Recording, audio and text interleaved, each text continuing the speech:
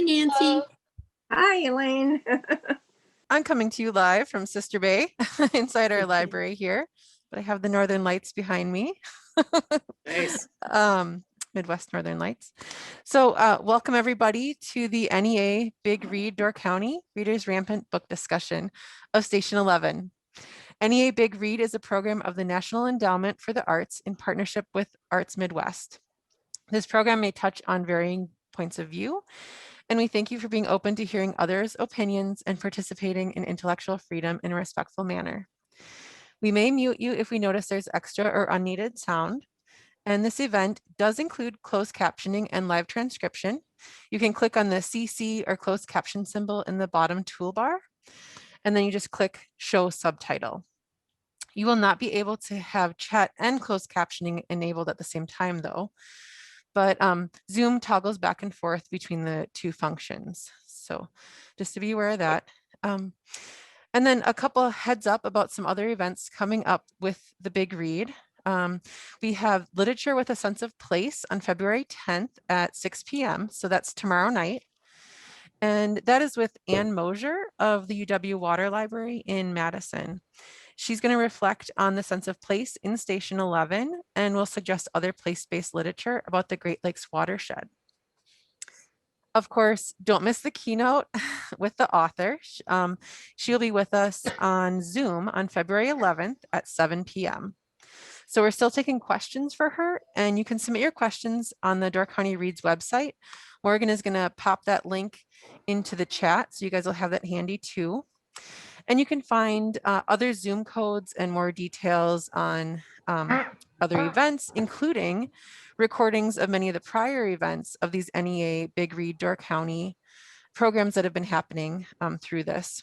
And that's all at the doorcountyreads.org website. You can also find it on our calendar at doorcountylibrary.org. Linked there. Morgan will share those links too. And we do value your opinion and would really love for you to go to the doorcountyreads.org site to also fill out the evaluation form after each event that you attend. So if you go to other ones in the future, feel free to fill that out, this one, or I'd imagine even if you watch some of the old ones, they could fill it out too, right, Morgan? Okay, yep. And then a reminder of our Readers Rampant Book Club discussions that are coming up in the future. Our next one is on March 9th at 2:30. That's covering the book Glass Ocean. And one thing that I want to note to everybody in club about that is it's by a set of authors. So we've listed Beatrice Williams as kind of like the leading one, but I noticed in our catalog when you search for it, you do need to be cautious of like how you're filtering for it. If you type in Glass Ocean, Beatrice Williams, that's the one that you're looking for. You're just going to find the audiobook. So if you want the audiobook, that's a great way to look for it. If you're looking for the regular or the large print of it, you're going to want to use the author Karen White. That's Karen and then White as the author. You can always give us a call here at the Sister Bay Liberty Grove Library and we can help you with that or place it on hold for you too. So that's just a note about the next one. And just want to thank everybody for being here with us today and participating. And Morgan Mann, who's doing our tech support as well here. And huge thank you to Nancy Strack and Ann Bernstein, who are facilitating today. And I'm very excited to have them doing that. They've worked with this book before and are doing it again now here for us. And Ann has some additional background that has some interesting tie-ins with this book too. So go ahead, ladies. Okay. Well, welcome everybody. And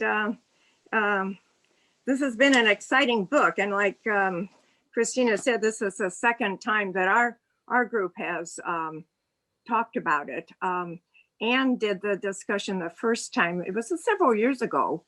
And the interesting thing is that this book came out, what, about 4 or 5 years ago? And when I watched, if you haven't seen it already, you should go back and watch the kickoff panel discussion with Alan Kapishke. There were like 4 people, I think, discussing the book and mentioned that they've been thinking about selecting this book for maybe, it's been on their list for about 3 or 4 years and they just haven't been able to slot it in yet. So they really picked it way before everything happened to us. So I thought that was kind of interesting too, because you always wonder about that. But yeah, go back and check that. It should be on the library, available under the library website or the Door County Reads. But I was just going to start off with giving a little bit of background about the author, who looks like she's about 12 years old. She, Emily St. John Mandel, and her middle name is St. John. That was her grandmother's surname. She was born on Vancouver Island and raised on a small island off the coast of British Columbia in Canada. Her father immigrated from the US and worked on the island as a plumber. Her Canadian mother works for an organization that assists victims of domestic violence. She was homeschooled, and she did a lot of reading. And then she also watched a lot of Star Trek. Their TV channel when she was growing up they only had 2 channels. And so she watched a lot of old reruns of Star Trek, and you can see that in this book. And I think the setting too. Anyway, she at the age of 18, she left home to study dance at the School of Toronto. She was born in 1969. So would that make her 52? Is that right? Something like that. But she looks in her picture like she's about 12. So, but she did study dance, and and she was dancing and writing and working in Montreal. Her first book was in 2009, The Last Night in Montreal. And Station 11 is her 4th novel. And the next one after that was The Glass Hotel, I think it was, which is also very interesting. That's about all I have for the author, unless anybody has any other tidbits they would like to share. Anything? No? Raise your hand, holler out. Yeah, okay. Well, Anne, would you like to add anything to this comments here? I'm just curious how many people have been in other book groups for this period of the big reads. Show of hands. One other one. A couple. There's about 3 people who have. Yeah, that's good. They always brings out other ideas when you talking, and I have a bunch of questions here. There were lots of questions that you could look at, and the National Endowment for the Arts Big Read had a good set of questions there too. So maybe we'll just start into that. The novel opens with a passage by somebody, Millows. Sure. Anyway, it's at the very beginning of the book, before it starts. Right? Or is that what it is? Yeah. Milosh. Milosh. Okay, thank you. I needed help on that. And the passage reads, "The bright side of the planet moves toward darkness, and the cities are falling asleep, each in its hour. And for me, now as then, it is too much. There is too much world." Now, the question is, what does this mean? And why did Mandel start it to introduce the book, Station 11? Is anybody able to translate that for me? Don't all jump in at once. Well, I think a part of it is that it's overwhelming what's happening to the world at the point in this book with the pandemic. So it's too much of the world to take in what has just happened. I mean, I realize that part of the book is taking place when the pandemic hits, and part of the book is taking place 20 years later, in a totally different society. So that's how I looked at that particular quote. That helps me figure it out. Yeah, thank you. Any other thoughts on that? No, nobody's lighting up, so I guess. Okay. Yeah, I find it interesting. So does the novel have a main character, and who would you consider that to be? I found on one of the websites there was a whole list of all the characters, and all their the different colors show how they were related, you know, like in the orchestra or else in the which city they were in. And there were a lot of characters in here. But there were several main characters, and who would you talk about first as the main character? Weren't they all like, so many of the main characters had something to do with Arthur Leander? Ah, they were all connected to him in some way. All the connections to him, his wives and his child, and his little friend in the theater, and then the EMT. And I just thought so many of them all went back to him. I kind of felt like that Arthur was like the center, the nucleus of it, but that Kirsten was actually more of the main character. Yeah, I thought so too. it was kind of written from her point of view. That's true. I think it was. Yeah. But they were all tied to Arthur. Yeah. Yeah. And there was Kirsten and Arthur and Jeevan. He was another one of the interesting people that kept popping in and out. What was it that he did with Arthur? What was his connection with Arthur? He was the EMT that jumped on stage. Oh yeah. Yeah. Plus, he Had had to save him. interviewed him years before that probably as a paparazzo. Yeah, paparazzi. It was Right. paparazzi first, yeah. Right. That's right. Right.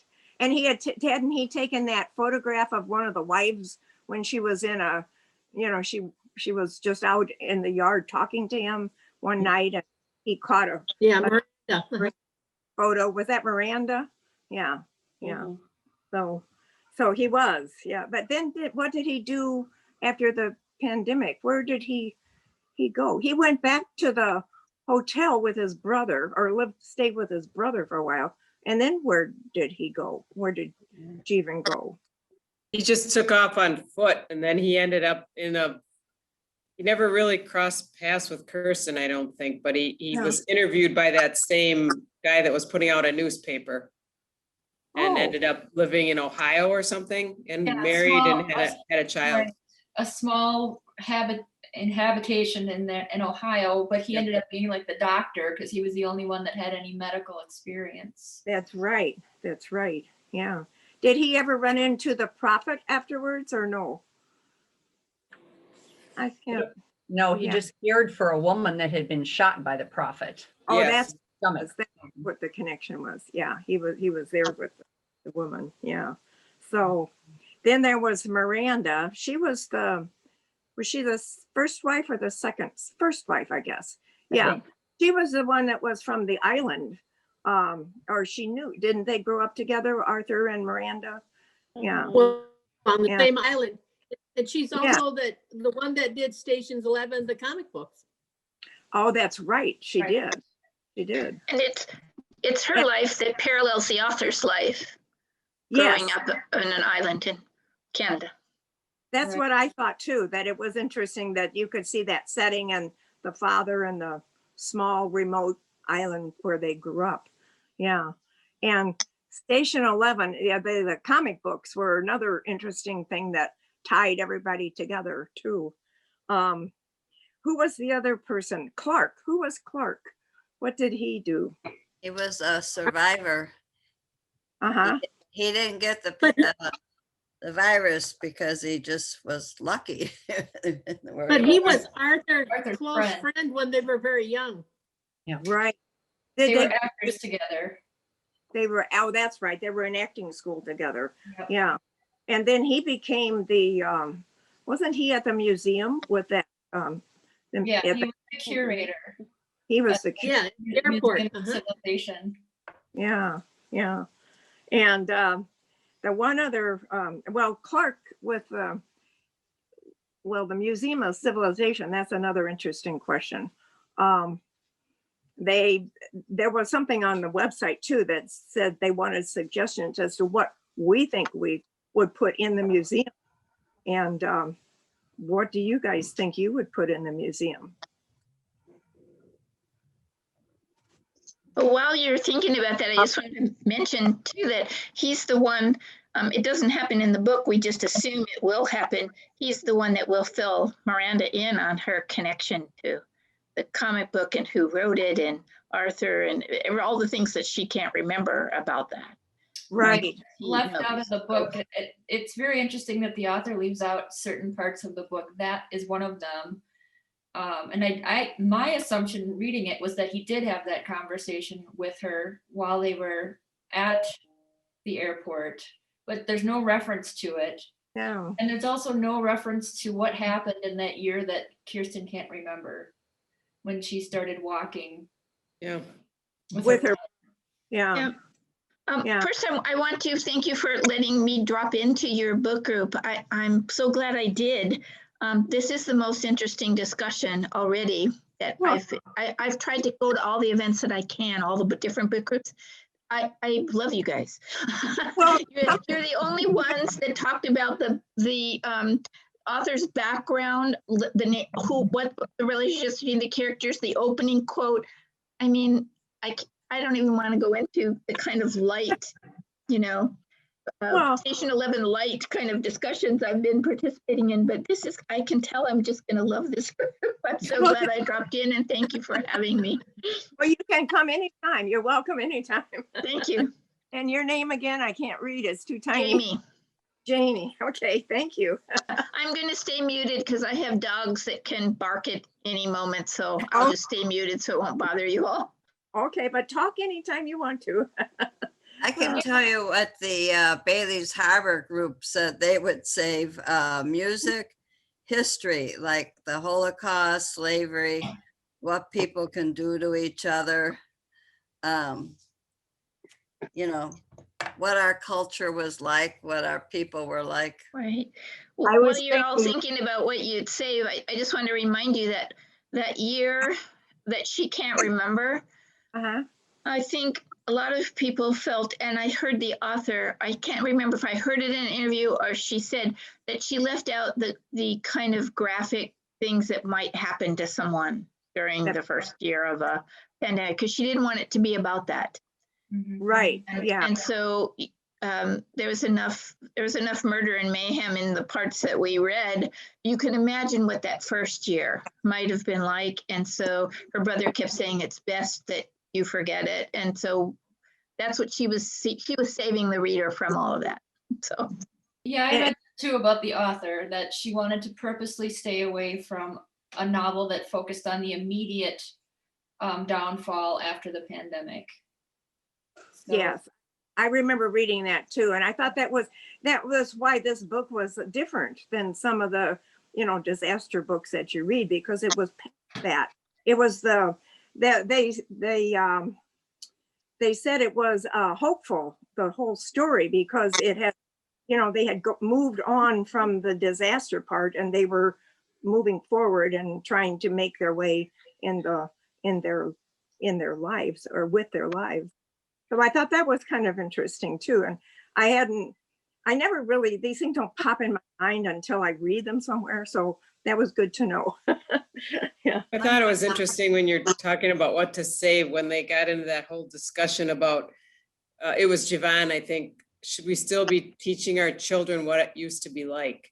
Mhm. That whole passage was really fascinating to me, because I thought, you're saving all these devices, you have no electricity, you're saving a blank screen, you're saving a phone, you're saving everything that doesn't work, and the kids can't even imagine what it was like. And I just thought that was very interesting about, it's kind of like, are you going to tell a kid who's, my grandson's 2 right now, are you going to tell him what 2020 was like when he's 10 years old? Or, I mean, it's going to be part of our history, but it's just, I thought it was interesting. It is very interesting.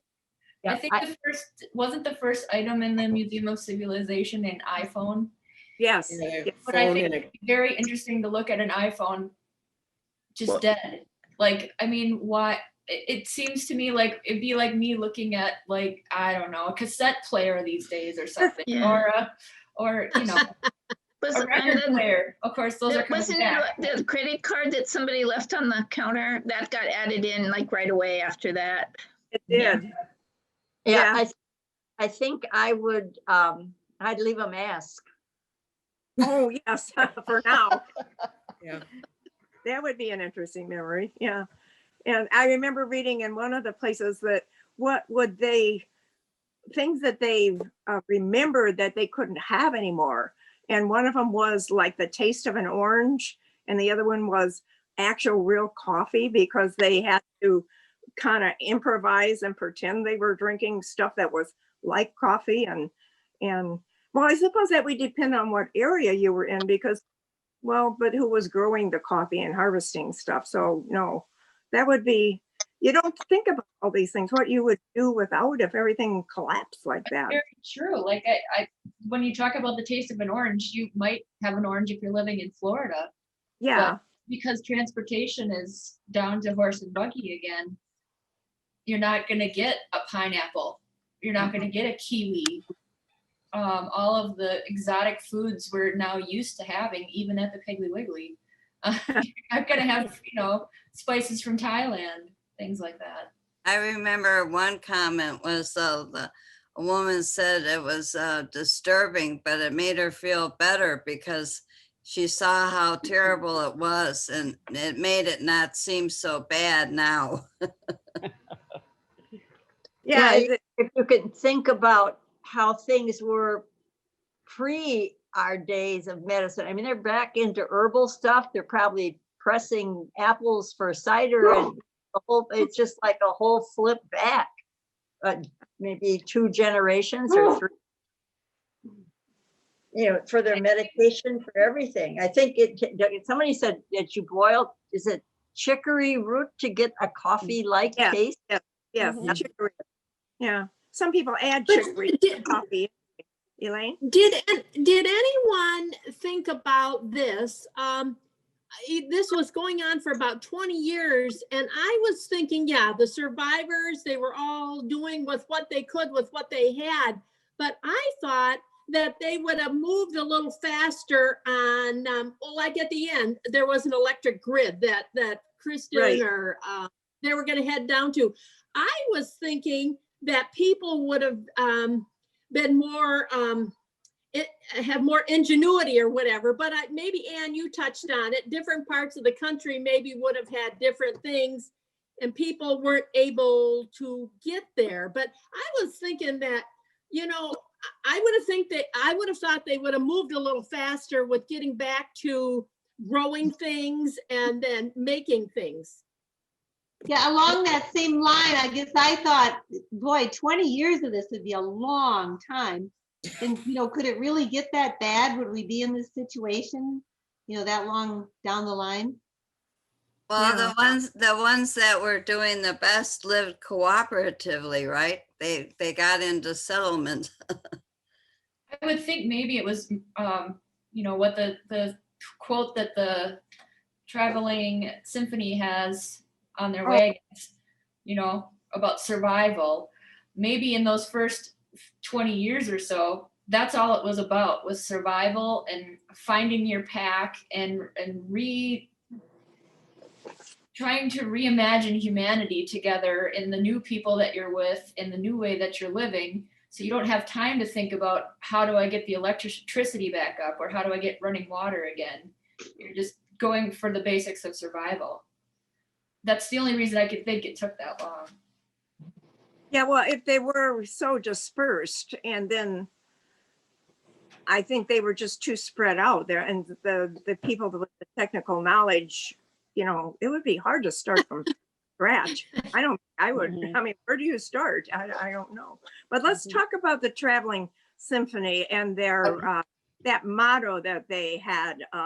Survival is insufficient. Was that what it was? Yes. Yes. Yeah. And I And think I think that's the answer to the other thing. Ah. What You know, other? Tell me Well, more. you know, why weren't they looking for making their own means of communication and electrical grid and purifying water or whatever? Their big thing, I think, having come from the arts, was we need that art. That's an essential, almost more than water. Do you know what I'm saying? It was so integral to their lives before this happened, that is what they yearned for and worked at. Okay. Any other comments on that? Survival is insufficient. Well, I would think that the people who lived in Texas near the Gulf would try to get the oil rigs going and try to get things moving again so they could get gas, so they could get machinery working again. But again, that was on the other side of the country. That's the mystery. You don't really know what was going on in other places. No, Right, there was right. no communication. And even if you did get the oil pumped back up, you would have to process it to turn it into whatever you needed, or Sure. who does Sure. that? How would Well, you know? there would have to be somebody that would know, and yeah. Well, like I say, and it was maybe all in the works, but I guess it was taking a while. Yeah. I thought it was interesting that when you're in the airport with Clark and the one jet leaves bound for Los Angeles and you don't hear anything else, and the guy leaves with his little plane and goes up kind of on a mission to see what's happening up UP or wherever. I'm going to get supplies. I'll come back and report. And he never comes back. My first thought was they met with tragedy, you know, that they're not that, oh, they decided to stay where they were and not come back.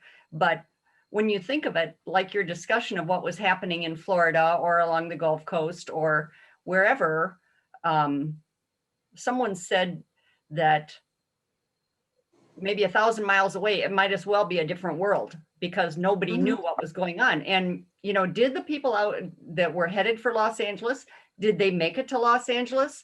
Did they find more people there to settle with instead of, you know, just thinking, well, they must have died. You know, the pilot that went up, he must have died. He never returned like he said he would.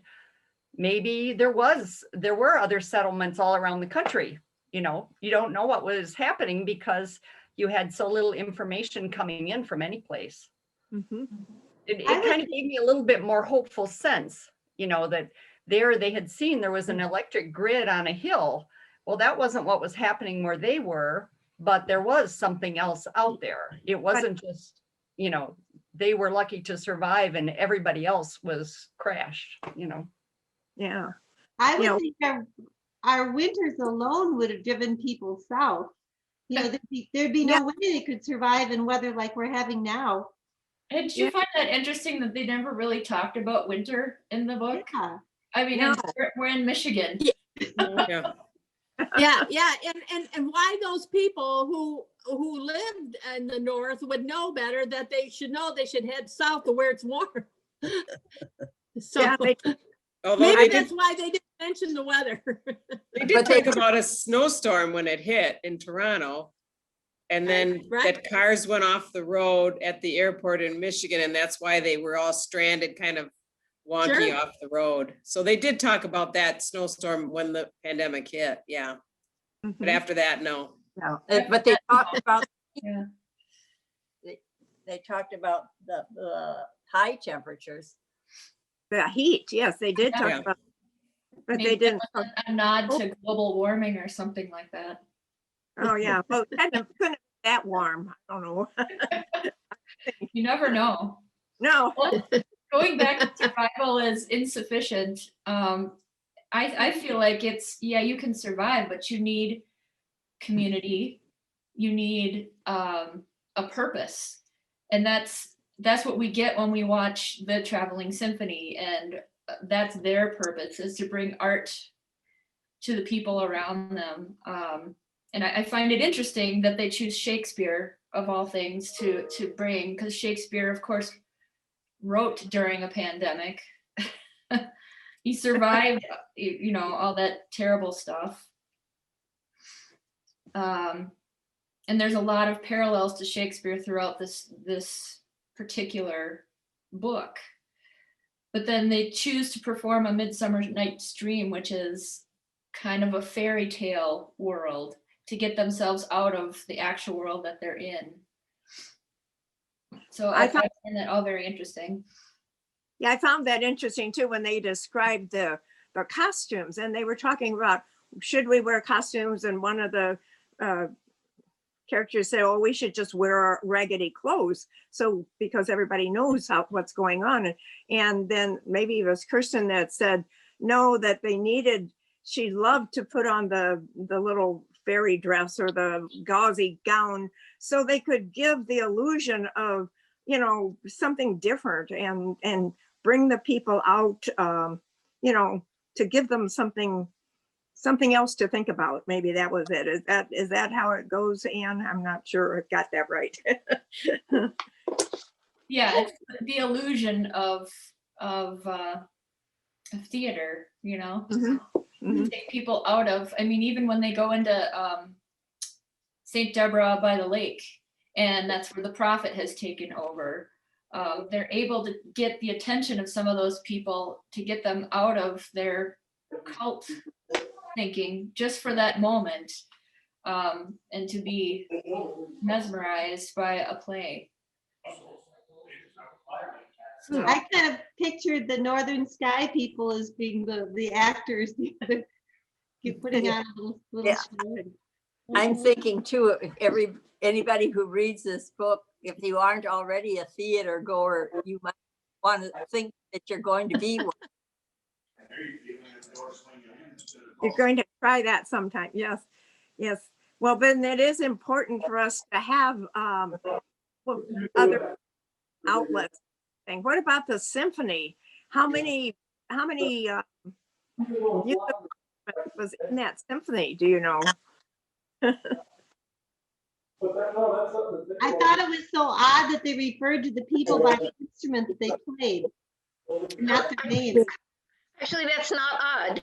That's the way they refer to each other in the symphony. Is it? Yes, first violin. And so when they got to, I really laughed out loud when they talked about the seventh guitar. Because you don't have any guitars in a symphony, but of course they're scrounging instruments. And lots of us play guitar or ukulele or whatever. I'm surprised she didn't say seventh ukulele, but guitar was more poetic maybe. But that's the way people are referred to. Huh. Your first violin, your third oboe, and that they refer to you as that. They don't refer to you by name during rehearsal. It's like that in bands too. The director will say, okay, second trumpets, I need more from you, whatever. That's right. Yeah. That's right. So yeah, so that was not unusual. But I think the seventh guitar one really kind of brought it home to me. Oh my gosh. And then of course they started out as a symphony, but people kept dying off or getting lost or deciding to do something else, never coming back. And then they ended up with more actors than musicians. So they kept calling it the symphony, but they became a theater company. I've been involved with theater most of my life. My husband is a theater director. So this was I came across this book when someone gave it to him as a gift when it first came out. And we found it really fascinating then, but rereading it now in the year of a pandemic, it really brought it home to us how important the arts are, not just theater, but the arts in general, and everybody coming together and having a shared experience in the same room. I mean, we've been watching a lot of theater on Zoom. We watch productions in London, on Zoom, live productions. It's just not the same. Being all together and having that shared experience and laughing at the same jokes in that same moment. Interaction. People tear up as you are tearing up. It's just, we miss that. We miss that terribly. And so when they say survival is insufficient, to me, it was not surprising to me that she chose a theater troupe to demonstrate. Mm-hmm. Very, very Nice comment. Thank you. Yes, that how I think we all would agree with that. That's really great. Yeah. So I don't know. So we talked about the arts, and oh, there was one thing I noticed. Maybe it came out of that keynote panel discussion. Somebody mentioned that when they found the mouthpiece of the flute, remember scavenging in a house one time, and they found the mouthpiece of the flute, and right away I thought, wait a minute, that doesn't sound quite right. Not that I know much about the flute, but then they talked about that, and they said it's not a mouth. You know, a clarinet would have a piece that comes on it, but the flute has a plate that's attached. So that was kind of an error they thought that she may have, that they all have done. But am I right about that? Does anybody know about the Yes. flute?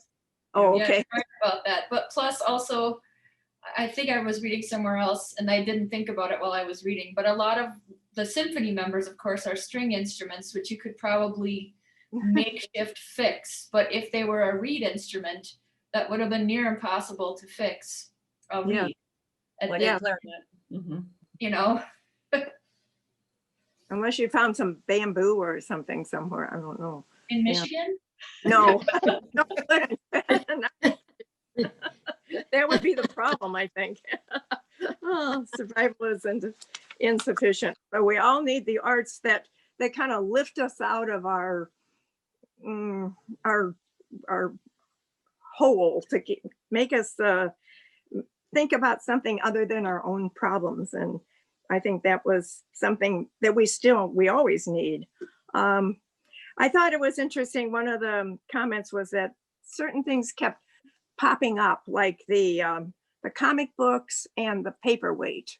The paperweight made the rounds from Arthur all the way down to who had it last? Kirsten. Kirsten. Yeah. But where did it come from to begin with? I think Didn't Miranda take it from Arthur's house? Yes. Yeah, I think Clark gave it to Arthur. To Arthur. Yeah. And then she took it, I think, and that's why she sent it back so many years later to Arthur. And then The little that's how girl, the little Kirsten, girl, took it. Yeah. yeah. But hadn't Arthur given it to his current girlfriend? Yeah. Who was Mhm. the one that Reminder. The the stage minder. band. That's it. Because Yeah, that's how I got it. Yeah. And then after Kristen saw Arthur have his heart attack and she was so upset, then the minder gave her the paper. And but why did she carry it for all that time? It was a thing of beauty. Yeah, she loved it. Yeah. I think More. there could be other meanings in that, to carry a paperweight that had no bearing on anything that she needed to survive, right? Mhm. But it was a weight in her backpack. It was kind of, a weight on her being, her past, more than just the Kind of- physical weight. So another memory too of maybe and a thing of beauty. So a piece of art. Yeah. So and the comic books. We didn't talk too much about the comic books. What did you I think of wish those, books? I wish those were real. Yes, I'd like to see them. Mhm. But there were only two, weren't there? Just two? She had just done two of them. And then she'd Sets. yeah. There was Wasn't it- volume 1 and volume 2. And she made there were a couple of copies of them. Mhm. Because she decided to rotate the volume 1 and volume 2. So she'd always have one with her. So she left one with the museum.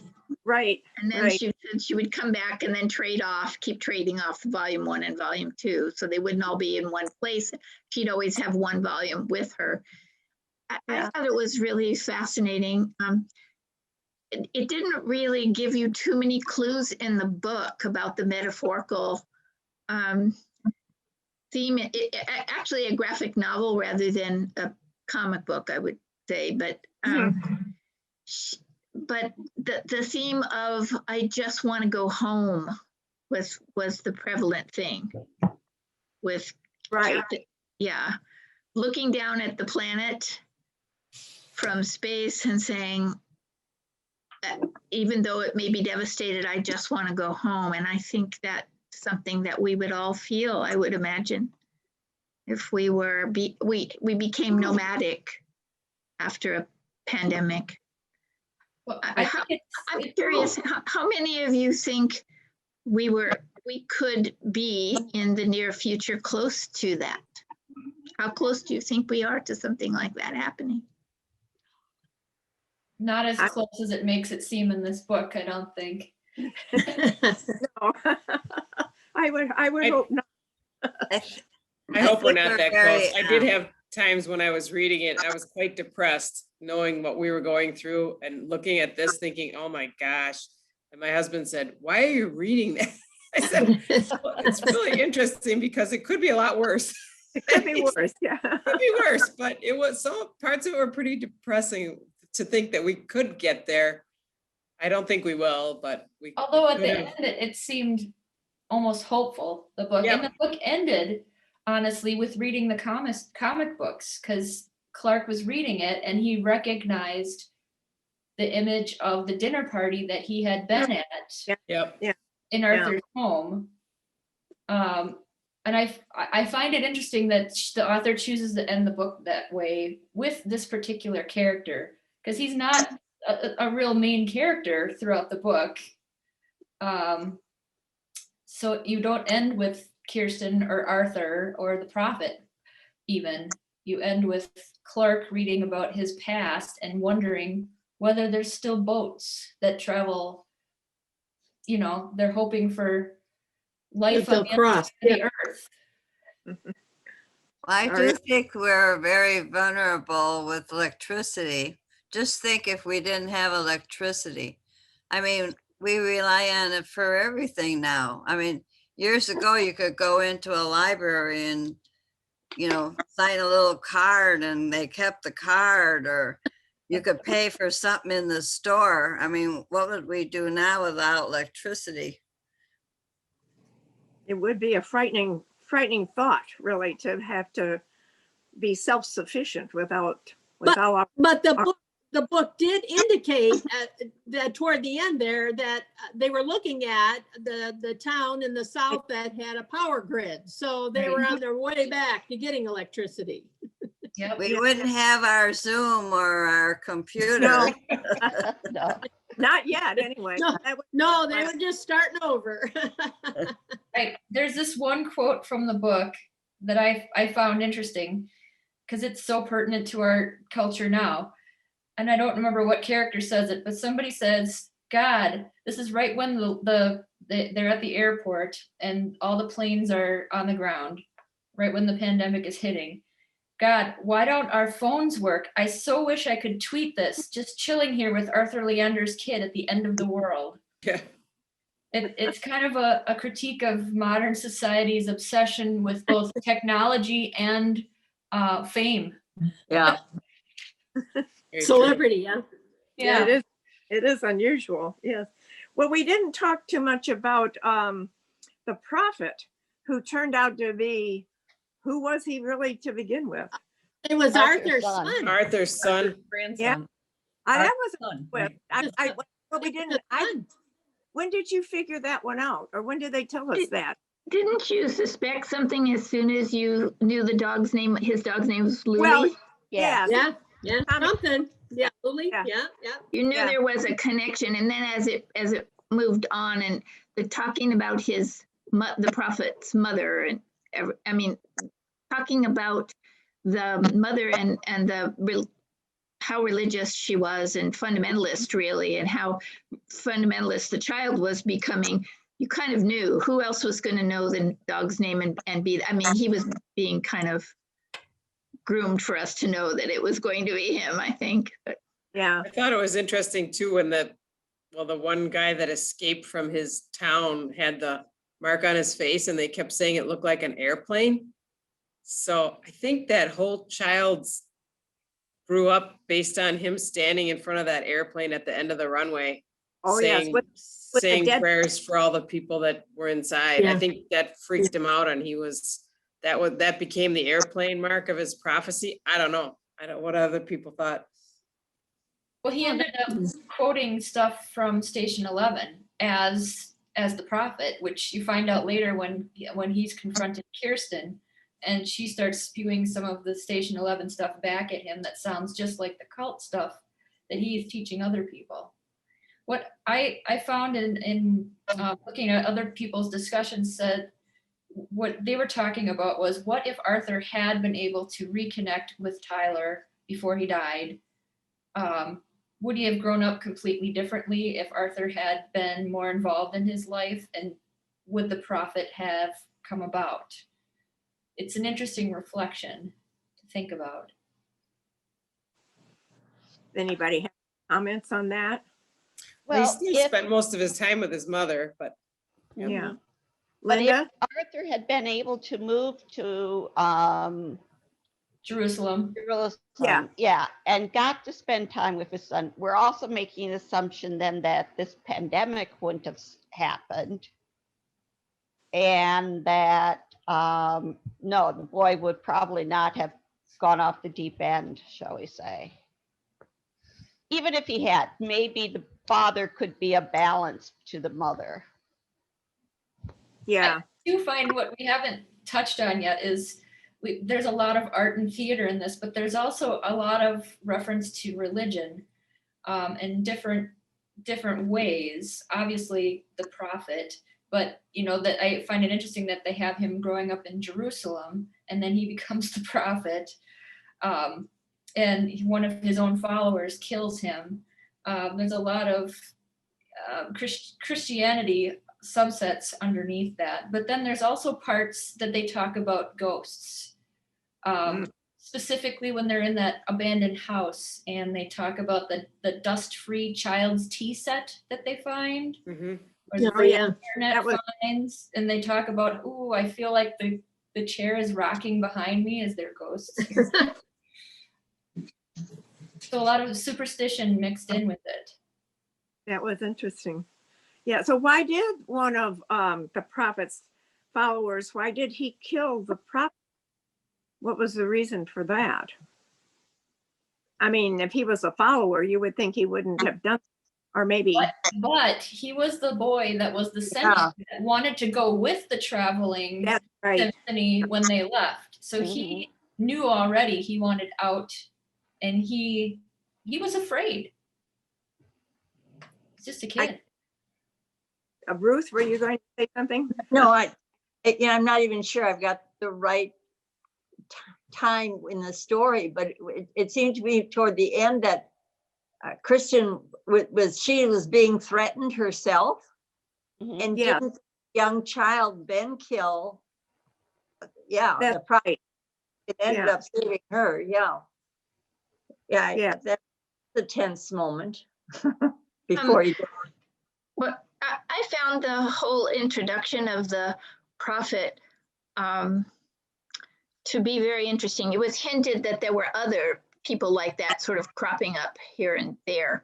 And in every post-apocalyptic movie or book, there's always somebody like that.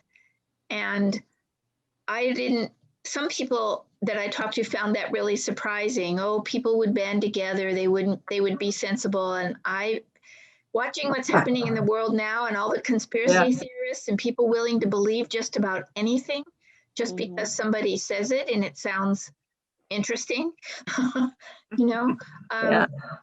think there would be a lot more of that actually than that was in the book. I think that was the part that was the most frightening to me. Surviving, learning how to grow crops and gather seeds and have domestic animals again, and finding how to keep warm. All those things we band together and do, but you get a conspiracy theorist is essentially what he was, of a religious sort, under the guise of religion.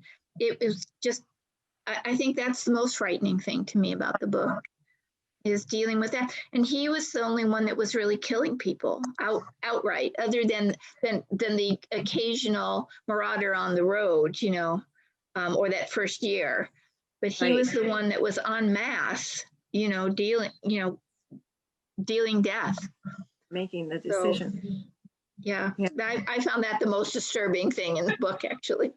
Morgan is reminding us that we have 5 minutes left and then we're cut off because she has to go to another Zoom meeting. That's right. It does. So, well, I want to thank everybody for all their comments and their discussion.